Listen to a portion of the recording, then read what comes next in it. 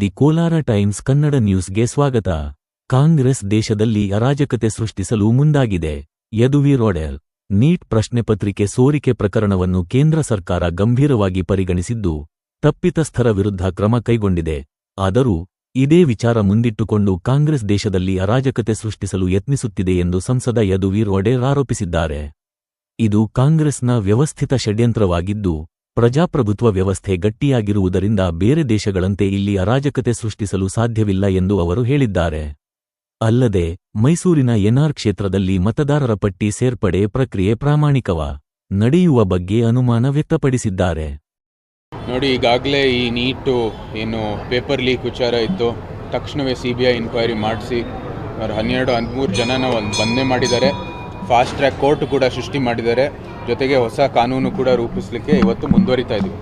ಸೂಕ್ತವಾದಂಥ ಪ್ರತಿಕ್ರಿಯೆ ಕೊಟ್ಟಿದ್ದಾರೆ. ಇದು ಭಾಳ ಗಂಭೀರವಾದಂಥ ವಿಷಯ ಅಂತ ಹೇಳಿ ಏನು ಪೇಪರ್ ಲೀಕ್ ಇದೆ ಅದನ್ನ ಭಾಳ ಗಂಭೀರವಾಗಿ ಪರಿಗಣಿಸ್ತಾ ಇದ್ದೀವಿ. ಗಂಭೀರವಾಗಿ ಇದನ್ನ ಬಗೆಹರಿಸೋದಕ್ಕೆ ಮುಂದುವರಿತಾ ಇದ್ದೀವಿ. ಈಗಾಗಲೇ ಏನೇನು ಬದಲಾವಣೆಗಳು ಆಗಬೇಕಾಗಿದೆ ಅದು ಆಗೋದಕ್ಕೆ ನಾವು ಮುಂದುವರಿತಾ ಇದ್ದೀವಿ.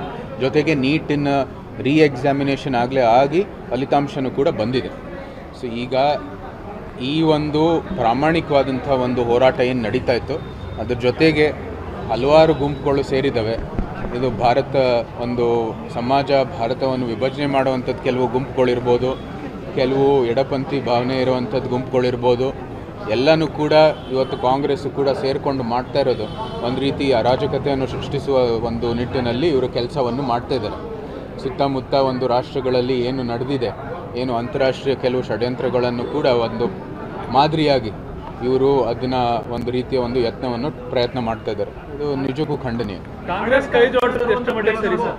ಒಂದು ಪ್ರತಿಪಕ್ಷವಾಗಿ ಕಾಂಗ್ರೆಸ್ ಕೈ ಪ್ರತಿಭಟನೆ ಮಾಡೋದು ಏನು ಸಮಸ್ಯೆ ಇಲ್ಲ.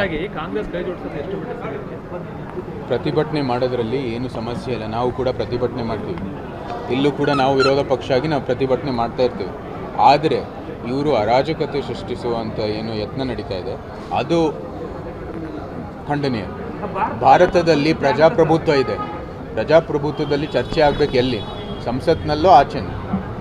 ಸಂಸತ್ನಲ್ಲಿ ಇವರು ಚರ್ಚೆ ಮಾಡೋದಿಲ್ಲ, ಸರಿಯಾದ ರೀತಿಯಲ್ಲಿ ಅಲ್ಲಿ ಪ್ರಕ್ರಿಯೆ ಪಾಲನೆ ಮಾಡಲ್ಲ. ಆಚೆಗೆ ಬಂದು ಈ ರೀತಿಯ ಪ್ರತಿಭಟನೆ ಮಾಡೋ ಮೂಲಕ ಜನರು ದಿಕ್ಕನ್ನು ತಪ್ಪಿಸ್ತಾ ಇದ್ದಾರೆ. ನಾವು ಹೇಳಿದ್ದೀವಿ, ನೀಟು ಪೇಪರ್ ಲೀಕ್ ಆಗಿರೋದು ಭಾಳ ಗಂಭೀರ, ಅದನ್ನ ಬಗೆಹರಿಸಬೇಕಾಗಿದೆ. ಇದು ಎಲ್ಲರೂ ಕೂಡ ನಮ್ಮ ಸಂಪೂರ್ಣವಾದಂಥ ಬೆಂಬಲ ಇದೆ. ಅದನ್ನ ಸರಿಪಡಿಸೋ ನಿಟ್ಟಿನಲ್ಲಿ ಸಮಸ್ತ MP ಗಳು, ಸಂಸತ್ ಸದಸ್ಯರು ಸರ್ಕಾರದ ಜೊತೆಗಿದ್ದಾರೆ. ಆದರೆ ಈ ಅರಾಜಕತೆ ಸೃಷ್ಟಿಸುವ ನಿಟ್ಟಿನಲ್ಲಿ ನಮ್ಮ ಭಾರತದ ಪ್ರಜಾಪ್ರಭುತ್ವ ನಾವು ನಿರ್ಮಾಣ ಮಾಡಿರುವಂಥ ಸಂಸ್ಥೆ ಮೇಲೆ ಏನು ಹಲ್ಲೆ ಮಾಡ್ತಾ ಇದ್ದಾರೆ ಅದು ಖಂಡನೀಯ. ರಾಜೀನಾಮೆ ಕೊಡುವ ಅವಶ್ಯಕತೆ ಇಲ್ಲ ಸರ್. ನೋಡಿ, ಸರ್ಕಾರ ಏನು ಕ್ರಮ ತಗೋಬೇಕಾಗಿದೆ ಅವ್ರು ತಗೋತಾರೆ.